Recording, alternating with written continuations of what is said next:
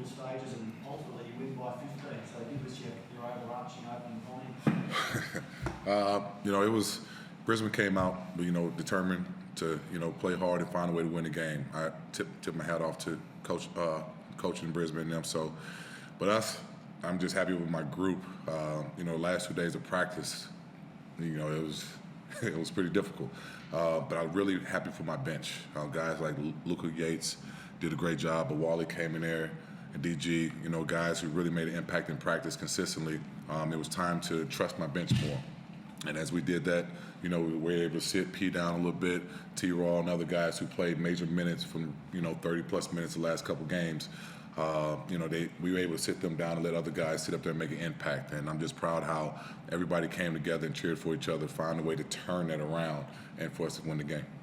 People will look at Bill Wiley's numbers, and they might jump off the page, but his energy and his application, it was pivotal, it felt tonight. Yeah, it was huge. It was huge, man. And then, like I said, it's been a lot on me for, really not trusting my bench more the last couple games. But, seeing them guys at practice compete every day and do things, and I'm the first one to say, you know what, go ahead. Go out there and do your thing and find a way to impact the game. And like Yates did a great job. Otherwise, P wouldn't be able to rest as much as he's had. And when he came in there and made an impact. And Wally did a great job of getting us organized offensively. He really worked on that part of his game.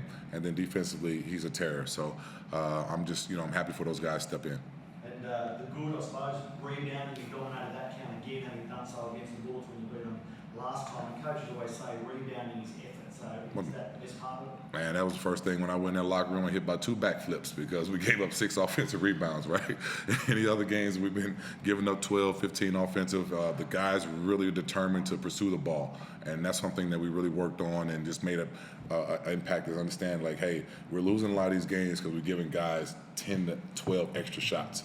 And so if we limit that, then, we can turn the game around somehow. And giving up only 6 offensive rebounds, I believe, is probably the change of the game.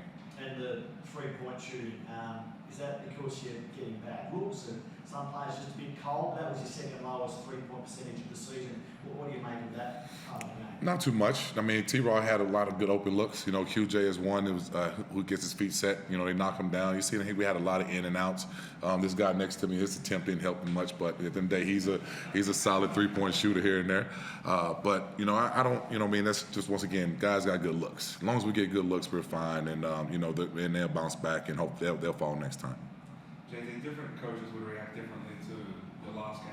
You speak about practice. What did those practices look like to lead into a game like this where you can put a second half together like you just did? It's really challenging the first 5. We have 3 units. Red, black, and white. My black team is my first unit. My white team is my second. My red is my DPs and IRs. This past week, my first 5 was all red.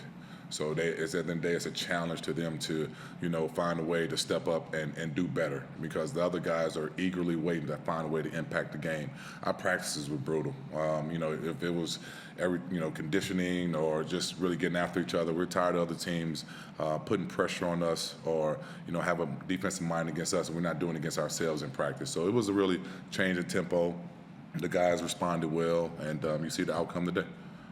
So were you part of the red unit as well over the week? Yes. What did you feel being part of the message that was sent to the rest of The message was received. Practice was extremely hard these past 2 days, but we deserved it. We came out. Obviously, we came out with a spark, especially in that second half. Our third quarters are usually our worst quarters, and I feel like if he continues to practice us like that, we're going to continue to win, and we know what happens when we lose. So we don't want any smoke with Coach. We just want to get wins, have a great December, and ride it out into the rest of the season. JT, obviously 3 home games in a row. This was a crucial win, wasn't it? You played the 2 best teams in the league, in the space of 3 days. Yeah. I mean, any win is huge, but our schedule is no cakewalk with whoever our back-to-back is. Melbourne and Adelaide is coming up, and once again, they're the top 2-3 teams in the league, which at the end of the day should challenge us even more. We was up there last year, and we understand what the challenge is, but we just focus on us. And I thought QJ was especially good for you in the third term, when offensively there was keeping anything going, like QJ's being stepped up with 7 points in a row. Yeah, and not even that, man. I'm just happy that a scorer had 8 assists, right? You know, me and QJ really did a really good job getting 2 feet in the paint. If he didn't have a layup, he was finding guys. And, you know, that's something, a part of his game that's been evolving because he's known as a scorer. But, you know, he has so many assets around him that he can get the ball to when he's in trouble. And he found them today. JaVale, we've got a stat man who just doesn't make mistakes, and he tells me that you're the first player to have 3 games of 30 points, 10 rebounds since the NBL reverted to 40-minute hoops. We're only halfway through the season, you've already done that. So what would be your mid-season assessment of your NBL season so far? Statistically cool, but there's a lot of L's under my name. So you usually don't go in the rafters if your team loses, even though you score a lot of points and rebounds. So if we win it this year, then it'll mean something.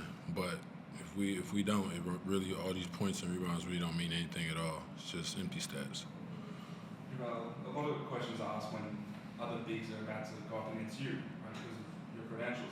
What's it like for you going up against all these bigs in a league where there are a lot of talented bigs, especially like Tyrell, who you played against in Puerto Rico? What's it like for me? Yeah, I'm big every time. You say what? You're going up against a really quality big every time. Yeah. I mean, it's competition. I respect everybody, but at the same time, I look at them as competition. So I go out there with a blank slate, as my plan is to kill them every time, and that's it. I only rock with everybody that's on my team, and we just try to get wins. And whoever on the opposite, when we cross those lines, there's no friends. Well done, man. Thank you, guys. Appreciate it.